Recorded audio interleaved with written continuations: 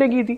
نواز شریف وہ آدمی ہے جس کی زبان سے آج تک کسی نے کسی کوئی گندا الفاظ نہیں کسی کے بارے میں بولا, اور عمران خان کی زبان اتنی گندی ہے کہ اس کے منہ سے کوئی دن نہیں ہوتا کہ کوئی جو ہے وہ الٹی سیدھی بات نہ نکلے. اس کو ان دونوں کو کمپیئر کر رہے ہیں اور کہہ رہے ہیں ایک جیسی ہے.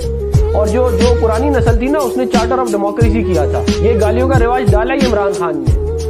ایک منٹ یاسر, ایک منٹ میری بات سنیں. نے سورہ انٹلیکچوئل کی بات کی. میں تو وہ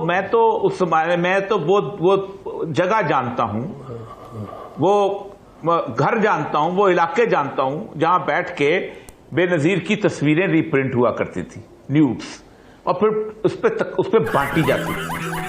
نہ چھیڑیں یہ باتیں, بہت تلخ ہیں یہ باتیں. اور اس کے بعد سب سے بڑی بات یہ ہے کہ اس 20 سالوں میں کون حکمران رہا ہے اور کس نے تلخیاں بکھیری ہیں, اور چارٹر ڈیموکریسی کی کیا بات کرتے ہیں.